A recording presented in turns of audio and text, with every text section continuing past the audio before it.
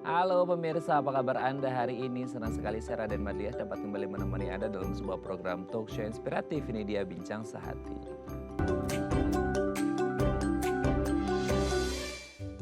Ya pemirsa, kemarin tanggal 24 Maret 2024 kita memperingati Hari Tuberkulosis Sedunia gitu ya. Kalau kita ngomongin tuberkulosis TBC gitu ya, ini memang menjadi hal yang sangat lumayan mengerikan gitu ya. Karena kalau Anda mungkin lihat global report dari TBC ini sendiri gitu ya, ini masuk dalam top 3 kayaknya ya, penyakit paling mematikan gitu ya. Atau mungkin ada, kalau di Indonesia mungkin top 3 mungkin ya, kalau di luar negeri nggak tahu nanti. Pokoknya intinya ini salah satu penyakit mematikan, menular dan mematikan yang harus diwaspadai oleh semua orang. Adalah ya banyak anggapan seputar ya TBC ini gini-gini dan lain sebagainya. Tapi bagaimanapun yang harus kita lakukan adalah tindakan pencegahannya seperti apa sih supaya kita tidak mengalami yang namanya TBC ini sendiri. Makanya hari ini kita akan membahas upaya-upaya apa saja yang bisa kita lakukan untuk pencegahan TBC. Tapi sebelum itu kita akan membahas terlebih dahulu beberapa mitos atau fakta seputar paru-paru. Kita lihat yang pertama ya.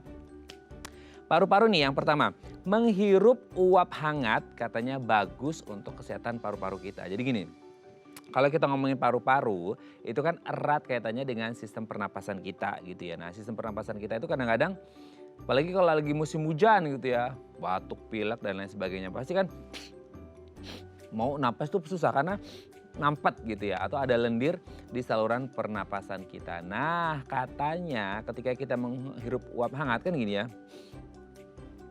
Itu pasti kerasa kayak bisa legaan gitu ya. Apalagi kalau ada kayak ada air hangat terus kayak di wadah lah ya mangkok atau baskom gitu ya. Terus Anda masukin apalagi ditutup pakai apa anduk gitu ya. Nah itu pasti kerasa enak banget bisa melegakan seperti itu. Tapi kan itu konteksnya adalah sistem pernapasan kita gitu ya. Jadi kayak let's say ya flu tadi gitu. Jadi ketika kita flu hidung mampet, kita ngirup uap hangat itu kerasa enakan. Dari sistem pernapasan oke. Tapi kan kalau ngomongin paru-paru, apakah hanya sebatas dari sistem pernapasan yang enak nih kalau pas lagi flu dengan menghirup uap hangat, tapi efek ke paru-parunya seperti apa? Apakah memang baik atau biasa aja atau mungkin ada efek yang lain ketika kita rutin mungkin ya menghirup uap hangat dan efeknya ke paru-paru kita. Nanti kita bahas ya ada nggak efeknya ya. Oke, kita lanjut yang kedua ya. Paru-paru itu katanya ukurannya nggak sama. Nah kita ngerti ya paru-paru itu kan ada dua, bagian kiri dan juga bagian kanan. Kalau Anda lihat, ya kita sebagai orang awam pasti ngelihatnya kayaknya ukurannya lumayan sama lah ya. Karena kita kan nggak pernah ngelihat paru-paru secara langsung gitu ya. Tapi ada pendapat yang mengatakan bahwasannya antara paru-paru kiri dan paru-paru kanan itu katanya ukurannya berbeda. Nah nanti kita akan tanyakan ke dokternya yang mungkin pernah lihat paru-paru gitu ya. Nah ini ukurannya sama atau beda? Kalaupun sama atau beda ini bisa kenapa gitu ya. Dan bedanya itu berapa banyak? Dan ada nggak sih maksudnya perbedaan fungsi atau kinerja paru-paru ketika kita ngomongin oh yang kiri beratnya segini, oh yang kanan beratnya segini, oh yang kiri gedenya segini, yang kanan gedenya segini gitu ya. Nanti akan kita bahas apakah perbedaan itu bisa berbeda juga fungsinya atau sebenarnya sama karena kedua paru baik kanan maupun kiri ini tetap ada sinkronisasi sehingga mereka kerja bareng lah ibaratnya gitu ya. Nanti kita bahas. Oke, kita lanjut yang ketiga ya. Rokok elektrik. Nah, ini menjadi excuse banyak orang ya karena takut sama rokok yang konvensional gitu ya, rokok tembakau dan lain sebagainya karena nikotin lah dan lain sebagainya gitu ya. Sehingga banyak orang yang shifting ke rokok elektrik ya, vape lah dan lain sebagainya. Dengan asumsi bahwa mereka kan di sini nggak ada nikotinnya, kan nggak ada tembakaunya dan lain sebagainya. Tapi ada juga loh orang-orang yang mengatakan bahwa rokok elektrik itu sama bahayanya dengan rokok-rokok yang non elektrik alias rokok-rokok tembakau gitu ya.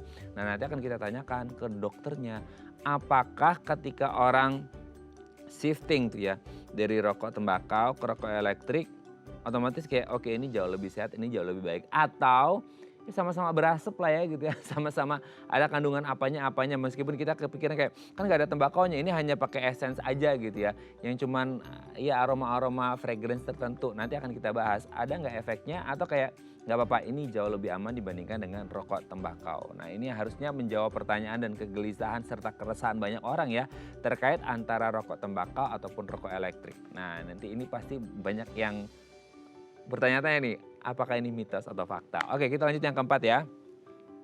Ini juga sering banget nih, kalau kita sering tidur di lantai itu katanya bisa kena paru-paru basah. Paru-paru basah itu kalau dalam istilah medisnya adalah pneumonia gitu ya. Jadi selama ini kita mengenal banyak banget istilah paru-paru basah disebabkan karena banyak hal. Salah satunya adalah tidur di lantai.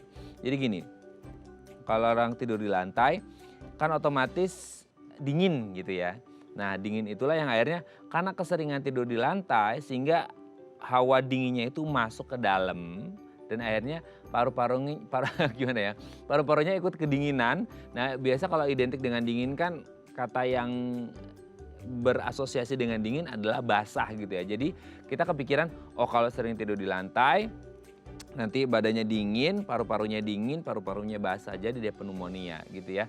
Itu salah satu sih, ada banyak banget kalau kita ngomongin paru-paru basah sebabnya apa? Ya karena tidur di lantai lah, tidur pakai kipas angin lah, naik motor nggak pakai pengaman dada lah gitu. Itu kayaknya banyak banget ya. Nanti ini sekalian lah ditanya beberapa ya, nggak hanya tidur di lantai, nanti kita juga konfirmasi berapa banyak hal lagi yang berkaitan dengan paru-paru basah yang dikaitkan dengan kegiatan yang mungkin sering dan hampir kita lakukan setiap hari ya. Oke, kita lanjut yang terakhir ya. Mengonsumsi madu katanya bagus juga nih buat kesehatan paru-paru. Nah selama ini kita ngerti ya madu sebagai produk herbal ini sendiri bagus gitu ya untuk kesehatan tubuh kita secara umum. Tapi kalau kita ngomongin untuk kesehatan paru-paru, ada nggak sih hubungannya? Ada nggak sih manfaatnya? Kita ngerti ya madu itu kan sifatnya antibakteri. Nah ketika mungkin ada ya gangguan di sistem pencernaan pernapasan kita gitu ya. Kemudian misal ada lendir di sistem pernapasan kita dan lain sebagainya. Madu ini katanya efektif untuk mengatasi hal tersebut. Jadi bukan sebagai obat sih sebenarnya, mungkin lebih ke maintenance ya, daily maintenance, perawatan harian kita supaya ya imun sistem kita naik dan lain sebagainya dan paru-paru kita sehat dengan mengonsumsi madu. Tapi kita bahas nanti ya apakah ini mitos atau fakta. Oke, itu tadi beberapa mitos atau fakta seputar paru-paru dan kami akan membahasnya saat lagi. Tetap bersama kami di Bincang Sehati.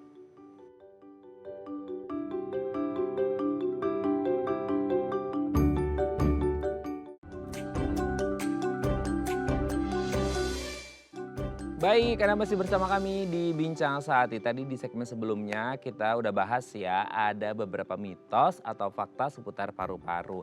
Nah untuk mengonfirmasinya ini beneran fakta atau ups ini cuma mitos aja, telah hadir bersama kami di studio Bincang Sehati. Ada Dr. Rudy Kurniawan Putra SPP, dokter spesialis paru dari Rumah Sakit IMC Cikarang. Selamat pagi Dr. Rudy, apa kabar dok? Sehat dok? Sehat ya dok ya. Oke dok, hari ini kita akan membahas seputar paru-paru dan TBC. Karena kebetulan kemarin tanggal 24 Maret kan hari TBC sedunia seperti itu ya. Makanya hari ini kita akan membahas upaya pencegahannya seperti apa. Tapi sebelum bahas itu kita bahas terlebih dulu mitos fakta seputar paru ya dok ya. Yang pertama adalah menghirup uap hangat katanya bagus untuk kesehatan paru-paru kita. Jadi kalau ngomongin paru-paru kan erat kaitannya dengan sistem pernapasan kita. Jadi let's say kalau orang lagi pilek, ada gangguan pernapasan, itu biasanya orang menghirup uap hangat. Entah sebagai cara treatment untuk meredakan itu atau mungkin untuk daily maintenance gitu ya. Kalau ngomongin uap hangat itu ada nggak sih dok efeknya ke paru-paru kita? Ya, jadi kalau kita bicara paru itu organ ya, organ. Jadi kalau bicara saluran napas beda lagi. Ada saluran napas atas, ada saluran napas bawah. Nah kalau misalnya uap panas itu ya biasanya dari penelitian itu hanya sedikit ya yang biasanya dia di saluran napas atas. Lebih banyak ke sugesti, lebih banyak dia melegakan saluran napas atasnya. Nah kalau di parunya itu penelitian uap panas belum begitu banyak. Ya. Dan khawatirnya kalau bisa uap panas itu bisa mengiritasi bahkan bisa mencetuskan asma kadang-kadang bagi beberapa orang yang alergi. Jadi bisa dikatakan itu bagi paru organnya itu termasuk mitos sih. Oh berarti kalau kita ngomongin uap hangat yang masuk itu tuh cuma mentok di atas aja gitu ya dok ya? Ya, di atas dan kalau bisa ke hirup bisa sampai ke dalam. Tapi hati-hati bagi orang yang sensitif alergi itu bisa juga berbahaya. Itu bisa masuk ke dalam dan hanya di atas aja, beda dari cara ngisepnya nggak sih? Iya harus di dalam. gitu. Iya. Atau gimana? Maksudnya kan ada yang kayak ada yang kayak ngisepnya karena udah ngisep uap hangatnya gitu ya. Menghisap gitu ya, menghisap uap hangatnya itu sampai dalam gitu ya, Dok ya. Tapi nggak akan mungkin sampai paru-paru, Dok. Bisa sampai ke paru ya uapnya. Ya, bisa juga sampai ke paru. Kalau misalnya napasnya cuman sedikit gitu, mungkin saluran napas atas ya nyampe. Oh, ya, jadi lebih nyampe uap.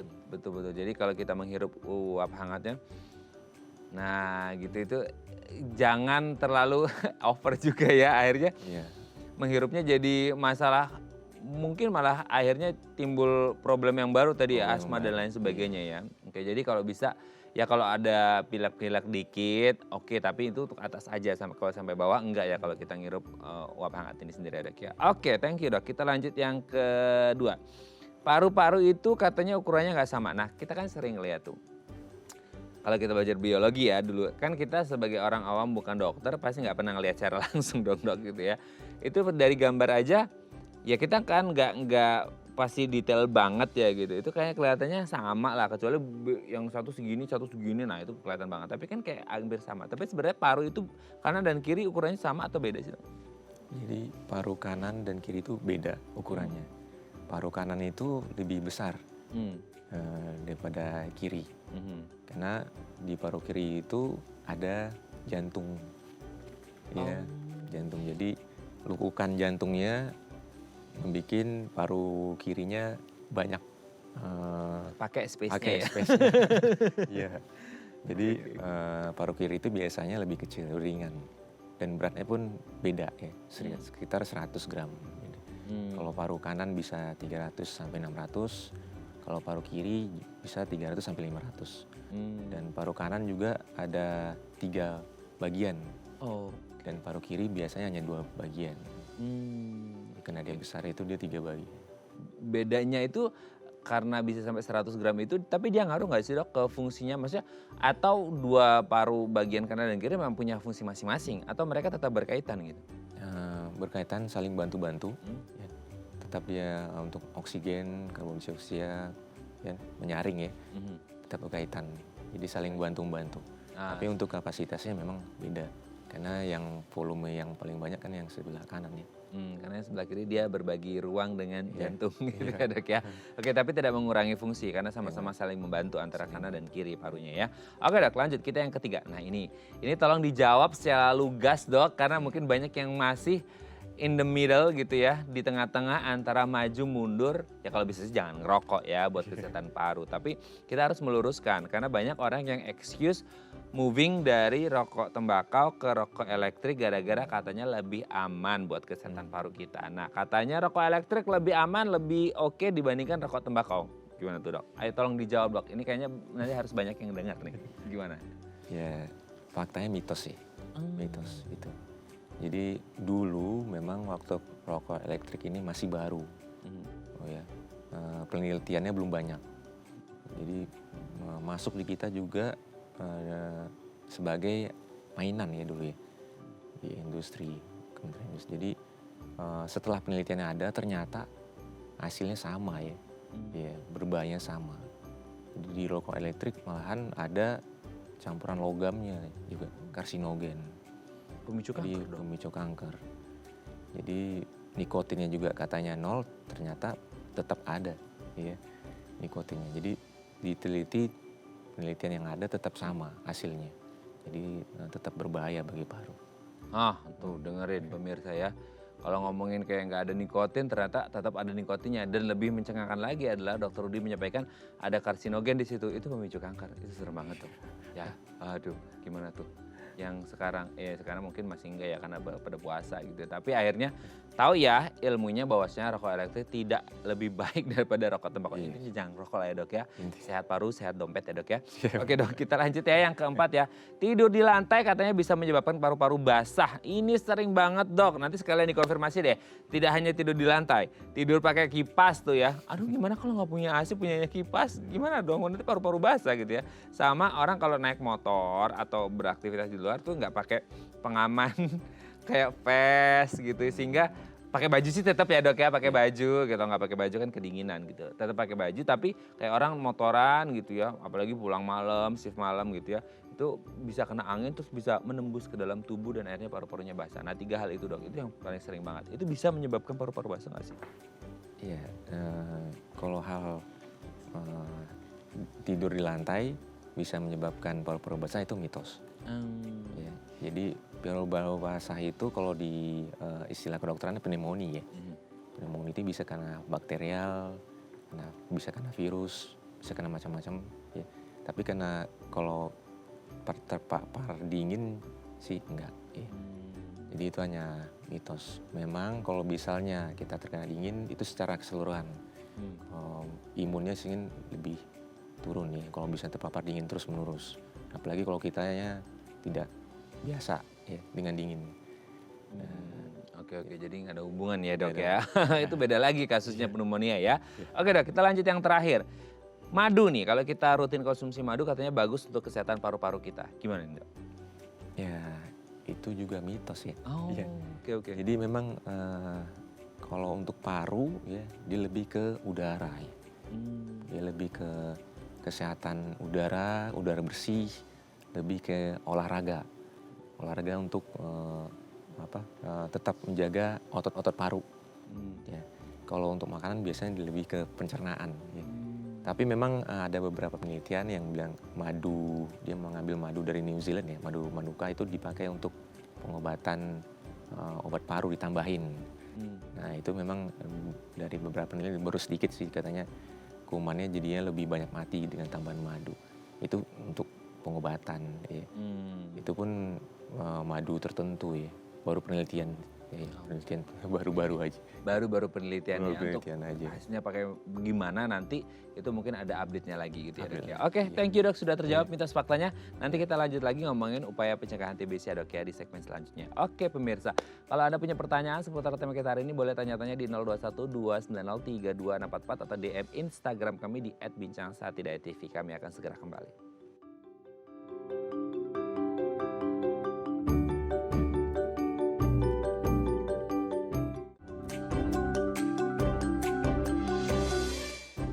Baik, Anda masih bersama kami di Bincang Saat. Kita masih membahas tema kita hari ini seputar upaya pencegahan TBC. Kalau Anda punya pertanyaan seputar tema kita hari ini boleh tanya-tanya di 021-290-3244 atau DM Instagram kami di @bincangsaat.tv. Kita masih bersama dengan Dr. Rudi Kurniawan Putra SPP, dokter spesialis paru dari Rumah Sakit IMC Cikarang. Oke dok, kalau kita ngomongin TBC ini kayak TBC gitu ya. Banyak ya orang ngomongin sesuatu hal yang katanya kutukan lah dan lain sebagainya. Itu banyak banget dok. Maksudnya emang kadang-kadang ya kalau sesuatu yang menular itu hubungannya dengan mistis lah, inilah dan lain sebagainya gitu ya. Keturunan juga dan lain sebagainya. Banyak deh gitu ya. Tapi kalau kita ngomongin TBC itu sendiri, boleh dijelaskan nggak sih dok? Misalnya penyakit TBC ini penyakit yang seperti apa sehingga di masyarakat kita banyak yang akhirnya salah mendefinisikan dari penyakit TBC ini sendiri. Oke, jadi TBC ini dulu tahun 1888 ya, temuin oleh namanya Robert Koch. Ini sejarah dikit nih mas. Iya betul, oke. Jadi kumannya itu ternyata udah lama ya. Bahkan di tahun itu pun sudah ada lama ya? Oh iya, bahkan beberapa penelitian katanya kumannya udah di mayat-mayat mumi dulu udah ada. Iya, jadi kuman purbakala kali ya namanya ya. Kuman TBC ini. Umur ya. Iya. Dan kuman ini juga mikrobakterium ya, bakteri dia. Ya. Dia tahan asam ya, maka dia agak sedikit bandel, kuat ya, daripada bakteri-bakteri lain. Ya. Oke. Dan emang sulit dibunuh sama antibiotik emang kuman ini. Padahal dia bakteri ya, dan antibiotik kan memang tugasnya membunuh itu ya gitu. Berarti emang sekuat dan sebandel itu ya? Cuman TBC ini. Dan bakteri ini bukan virus ya, ini bakteri ya. Bakteri ini dia karena tahan asam, jadi dia bisa dibunuh dari penelitian dengan obat-obat TB aja, tuberkulosis aja. Ya. Hanya khusus itu gitu ya? Dia dengan obat TB aja. Jadi kadang-kadang dengan antibiotik aja dia nggak mempan. Tapi obat TB kandungannya ada antibiotiknya atau beda lagi? khusus anti TB kan obatnya ada 4 macam itu minimal. Oke. Nanti kita bahas pengobatannya seperti apa ya dok ya.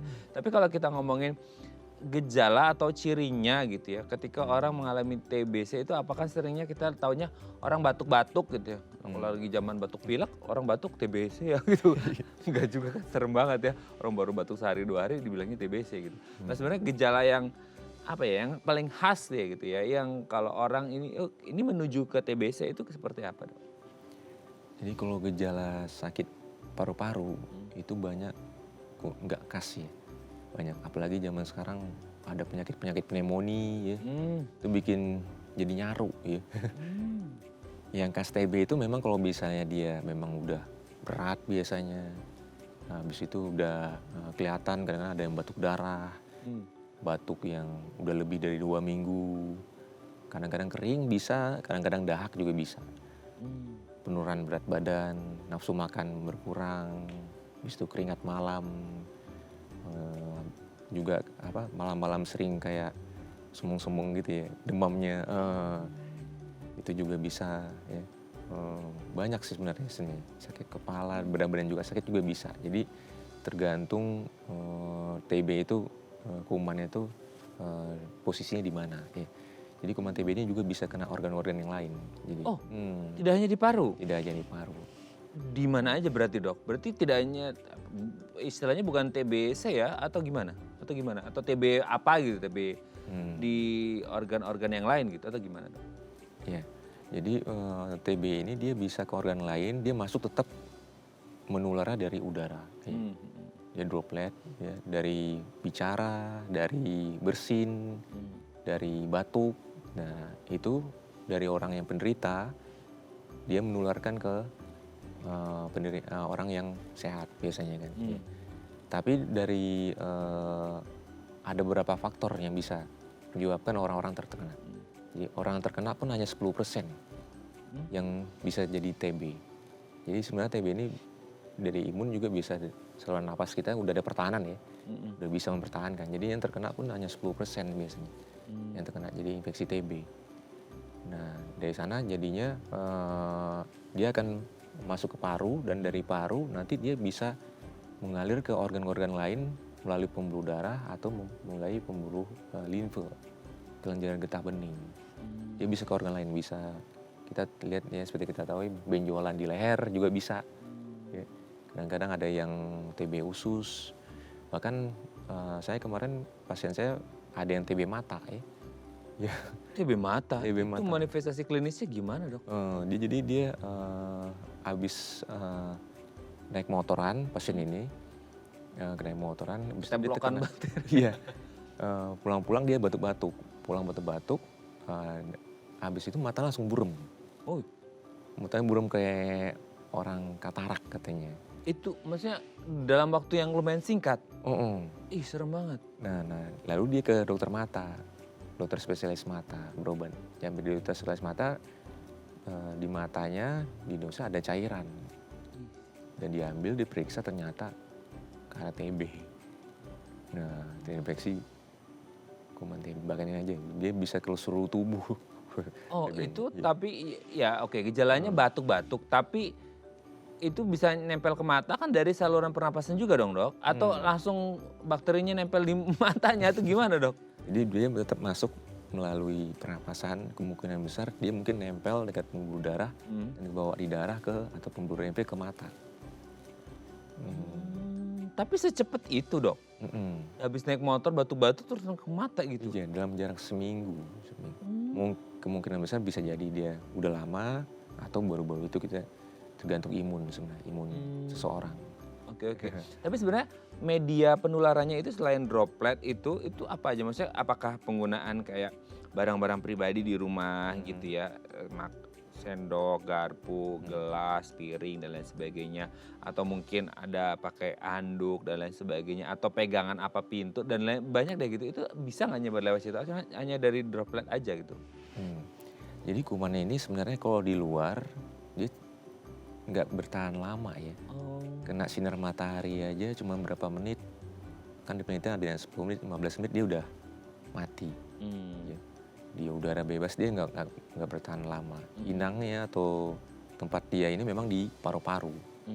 Jadi di penelitian memang droplet itu yang paling pengaruh, dia nyebar masuk ke paru-paru kitanya. Jadi dari bicara, dari bersin, dari batuk.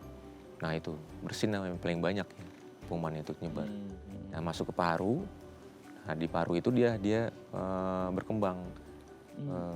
Jadi memang di paru dia awalnya. Nah dari paru itu nanti dia bisa ke pembuluh darah, ke seluruh organ. Nah bisa juga di kelenjar getah bening, pokoknya dia di seluruh organ juga. Makanya kadang-kadang kita ada yang namanya TB tulang, ya. Ada yang namanya TB usus. Keluhannya sama kayak kalau bisa TB usus, keluhannya nyeri-nyeri kayak orang sakit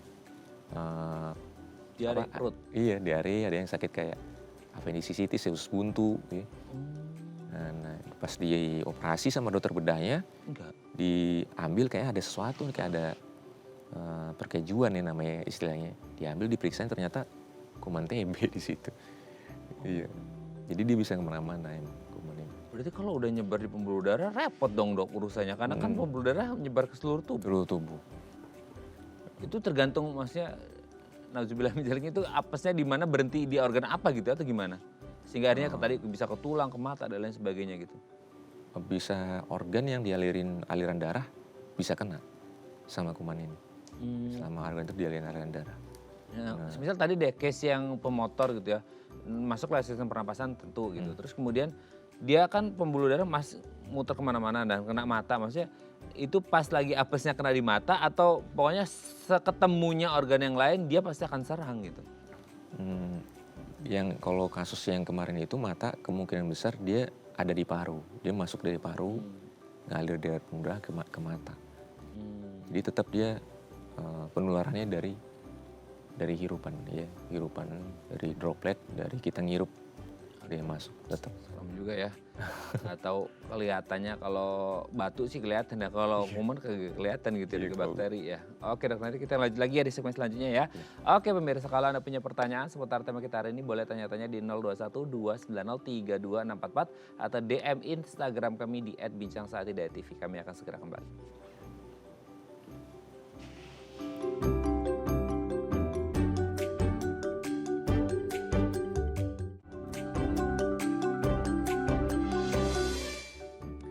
Baik, Anda masih bersama kami di Bincang Saati. Kita masih membahas tentang upaya pencegahan tuberkulosis atau TB. Nah, kalau Anda punya pertanyaan seputar tema kita hari ini, boleh tanya-tanya di 021 290 32644 atau DM Instagram kami di @bincangsaatidaya.tv. Kita masih bersama dengan Dr. Rudi Kurniawan Putra SPP, dokter spesialis paru dari Rumah Sakit IMC Cikarang. Oke dok, tapi dia kalau ketularan nih, semisal ngobrol sama orang yang ada riwayat dari TB ini sendiri gitu ya, kena dropletnya, itu dia masa inkubasinya bisa berapa lama sehingga udah mulai kelihatan oh dia mulai batuk-batuk dan menunjukkan gejala yang tadi dokter Rudi sebutkan?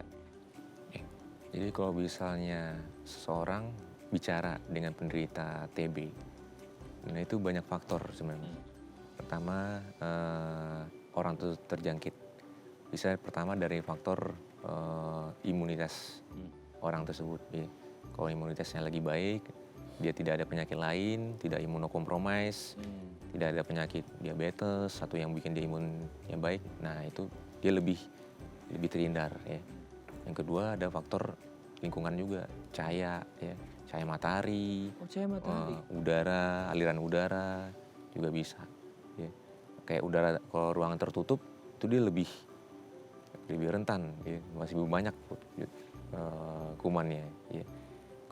Karena kalau kuman TB ini nggak sama kayak virus ya, dia lebih besar ukurannya, jadi dia hanya mungkin jarak 1 meter aja dia udah jatuh. Kalau virus kan dia bisa kayak airborne ya, nah dia lebih besar, jadi jarak juga menentukan juga ya, di TB ini.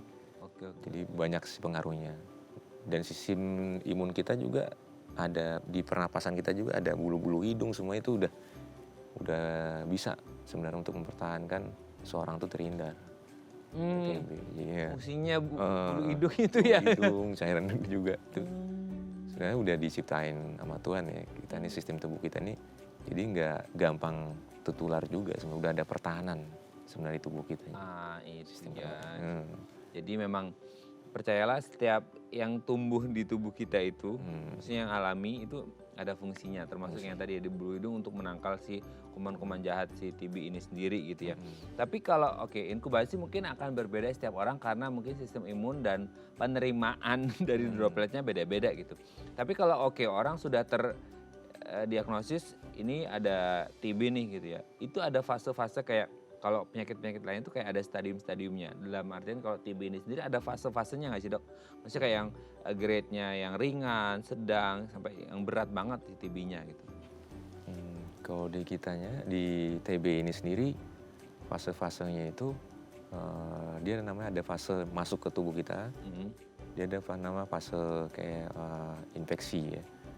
Infeksi dia biasanya sampai 10 minggu. 10 minggu? Oh lumayan lama ya? Sampai 10 minggu. Itu maksudnya di fase itu bertahan selama 10 minggu atau bisa muncul fase itu setelah 10 minggu? Terinfeksinya, jadi dari beberapa terinfeksi. Jadi ada 2, 4, sampai 10 minggu itu dia masih bisa inkubasi ya, berinkubasi. Tapi patut diingat bahwa TB ini juga ada dormannya. Ya, dorman itu tidur kumannya. Jadi dia ada hanya 10% yang bisa menjadi orang penderita TB, ya. Tapi dia juga bisa tidur ya dorman tidur. Jadi kalau dilihat ya imunnya orangnya kuat dan dia kuman masih lemah, dia bisa tidur. Itu tidur tuh bahkan bisa bertahun-tahun. Namanya TB laten ya. Dan orang yang menjadi dari TB laten menjadi TB itu juga ada faktor-faktor tertentunya juga. Dia bisa jadi laten terus, bisa jadi penderita TB lagi. Kalau bisa imunnya drop, dia bisa keluar nih kumannya. Imunnya drop karena memang pas lagi drop atau mungkin karena ada komorbid yang lain dok? Komorbid lain. Bisa jadi kena komorbid lain, bisa jadi dia sakit berat, bisa jadinya TB-nya jadi keluar. Oke. Tapi kalau ngomongin TB ini sendiri, maksudnya ada nggak sih orang-orang yang rentan banget beda nih gitu ya? Kalau tadi kan fasenya fase mulai dari masuk dan lain sebagainya sehingga akhirnya terdiagnosis TB.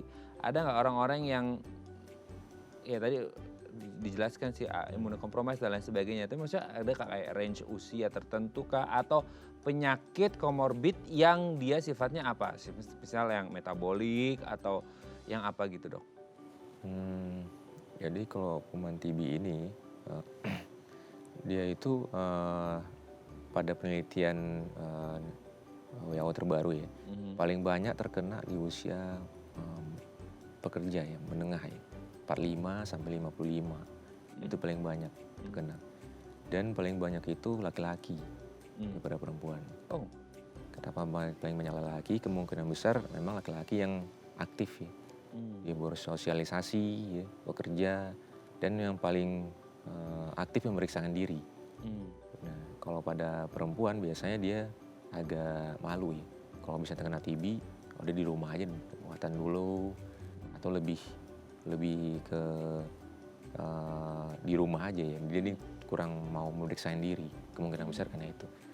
Jadi semakin sering orang tuh beraktivitas, apalagi di daerah. Maka kalau kita lihat ya peringkat TB itu, ya, peringkat 1, 2, 3 itu Cina, India, Indonesia itu kan penduduknya yang banyak ya. Nah itu karena penduduknya banyak, kan padat, jadi dia berkembang banyaknya di daerah-daerah kayak gitu. Itu berarti berkembang kayak di Tiongkok, India, Indonesia, itu selain karena faktor jumlah penduduknya, ya bukannya kita mengeneralisasi, tapi dengan jumlah penduduk yang banyak itu sehingga tingkat ya let's say kebersihan dan kesadaran mereka kesehatan akan lumayan berkurang sehingga prevalensi TB juga meningkat gitu dok? Meningkat ya, jadi sehingga dia menularnya melalui kontak ya. Kontak bicara, airborne, droplet, bicara, bersin, batuk. Tingkat-tingkat itu kalau biasanya negara-negara yang penduduk banyak biasanya padat ya. Jadi satu rumah itu bisa dihuni bisa banyak. Ya, jadi biasanya kan dari rumah ya. TB anak, TB itu dari orang tua. Jadi penularannya jadi tinggi. Ya, kalau misalnya negara-negara dengan penduduk yang banyak. Oke. Tapi kalau semisal nih dok, semisal aja nih, kalau ada anak-anak gitu, kan kita ngomongin resiko usia juga nih. Anak-anak terkena TB di usia yang dini gitu ya, sementara mereka masih dalam proses tumbuh kembang, itu bisa mengganggu nggak sih tumbuh kembangnya si anak ini sendiri? Ya, jadi kalau misalnya anak-anak terkena TB, ya, itu sebenarnya bisa dicegah juga dengan vaksin-vaksin juga BCG, Oh. ya. Dan kalau anaknya batuk, periksain ya ke dokter spesialis anak. Ya, kalau misalnya telat, kadang-kadang TB-nya sudah kemana-mana, bahkan merusak organ-organnya, parunya sudah banyak ya, atau organ-organ lainnya. Nah, kalau misalnya dia paru-parunya udah banyak rusak, ya, kerusakan yang udah banyak dan penyembuhannya jadi sulit dan berbekas. Nah, bekas itu semakin banyak bekasnya, itu mempengaruhi fungsi paru. Jadi itu dia. Jadi kalau untuk pengobatan TB sangat penting banget gizinya. Jadi kalau selama pengobatan TB itu agar bekas ini tidak banyak tinggal di parunya. Jadi pengobatan yang cepat, deteksi dini yang cepat, pengobatan yang bagus, harus benar-benar rutin minum obatnya. Banyak faktor sih sebenarnya, sama gizi juga Mas. Tapi bekasnya bisa hilang nggak sih dok? Nggak. Kalau bekas itu nggak bisa hilang, nggak bisa. Jadi kayak codet ya. Kayak scar kalau di kulit kita gitu udah nggak bisa hilang. Kadang-kadang paru jadi nusuk, itu udah. Oke dok, sebelum kita lanjut ini ada DM Instagram dari pemirsa. Saya bacakan ya, ini dari Pak Fikri. Pagi dok, umur saya 40. Udah 7 hari ini setiap malam saya tuh batuk, berdahak dan keluar rendir campur darah. Ih serem banget tuh. Ya, padahal sebelumnya saya nggak memiliki riwayat batuk. Oh tiba-tiba aja mungkin ya ini ya, maksudnya bukan batuk pilek ya. Tapi saya penyintas TB dok, namun udah sembuh. Oh udah pernah, mungkin dulu treatment TB dan udah sembuh. Apa ada kemungkinan saya kena TB lagi dok? Oh gitu, gimana nih dok? Jadi pada orang penyintas TB ya, itu kemungkinan besar Bapak ini ada bekasnya, ya, bekasnya. Baru aja kita bahas ya itu bekas itu. Baru itu ya. Jadi tidak tentu batuk darah itu TB, ya sebenarnya banyak.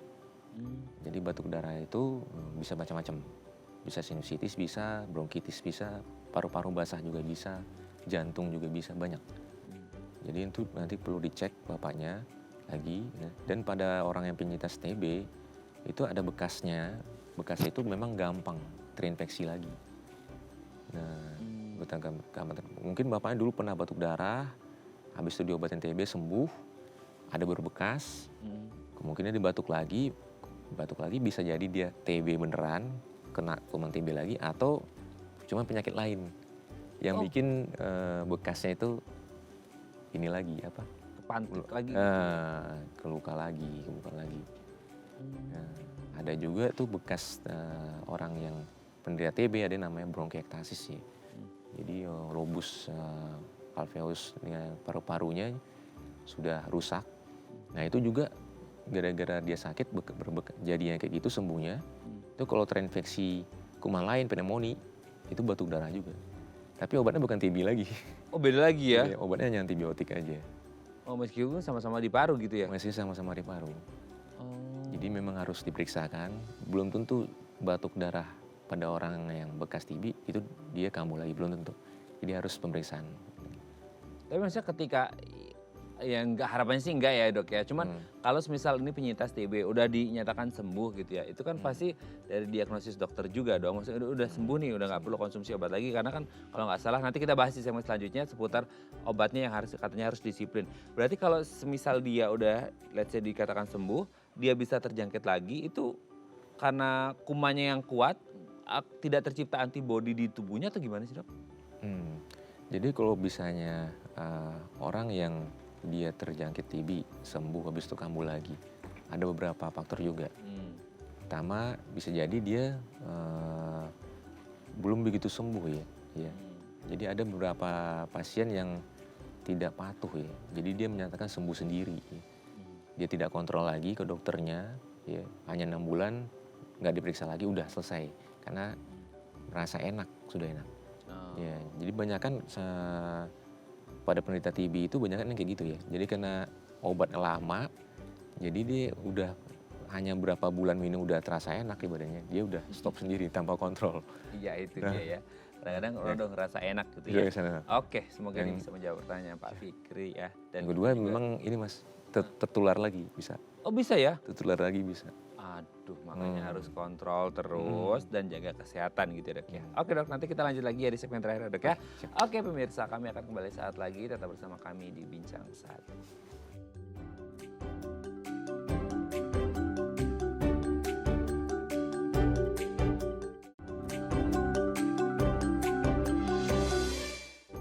Baik, karena masih bersama kami di Bincang Saati, kita masih membahas tema kita hari ini upaya pencegahan TB.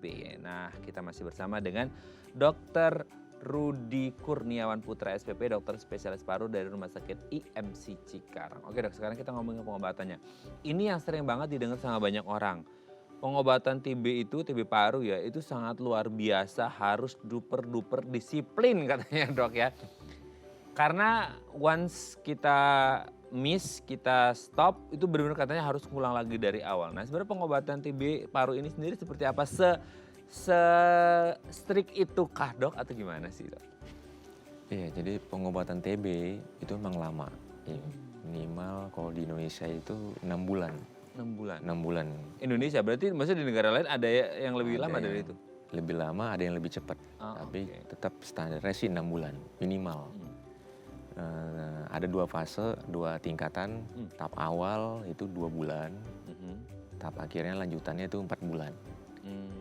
Tahap awal itu fungsinya dan efeknya lebih banyak, efek sampingnya.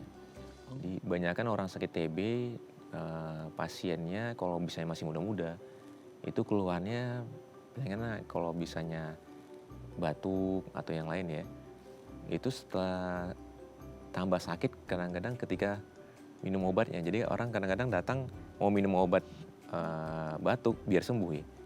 Nah kalau bisa minum obat TB ini karena efek sampingnya banyak, kadang-kadang efek sampingnya lebih kerasa daripada sakitnya.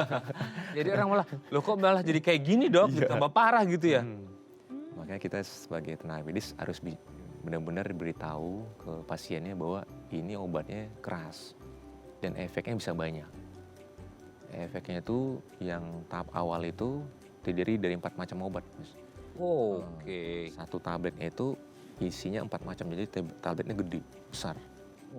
Jadi kadang-kadang bagi orang yang sulit minum kadang-kadang bisa keluar lagi, keselak. Jadi harus pelan-pelan. Nah itu memang fungsinya itu membunuh kuman TB. Jadi kenapa 4 macam di satu tablet itu? Dia paling banyak itu tahap awal ini yang bunuh kumannya. Jadi dalam 2 minggu aja itu kumannya udah banyak mati minum obat ini. 2 minggu, apalagi kalau 2 bulan itu benar-benar bersih. Nah dia untuk mengurangi kuman-kuman yang resisten juga mati juga di 2 bulan ini. Jadi makanya orang sakit TB dia merasa enak, karena kalau dia udah terbiasa efek samping obat 2 bulan sebulan itu udah merasa enak. Meskipun di awal harus berdarah-darah. Maksudnya di awal karena efek samping obat itu jadi muntah, kadang-kadang ada yang beberapa orang jadi muntah-muntah, ada yang mual-mual, ada yang tangannya kebas-kebas kesemutan sama kaki. Itu bisa beda setiap orang atau gimana? Beda-beda tiap orang. Ada yang sakit kepala terus, ada yang pusing.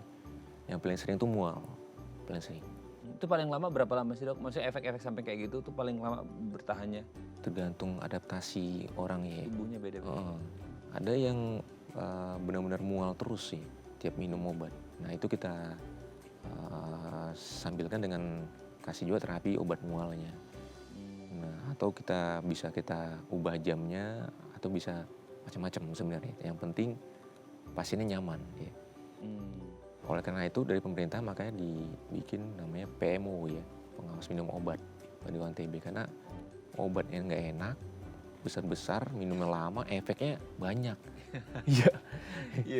Banyak kan orang sakit TB kalau yang di kampung-kampung ya, itu banyak kan dia ditanya udah minum obatnya belum? Udah, padahal disimpan, dibuang di mana, di bawah bantal kadang-kadang jadi banyak yang nggak patuhnya karena itu.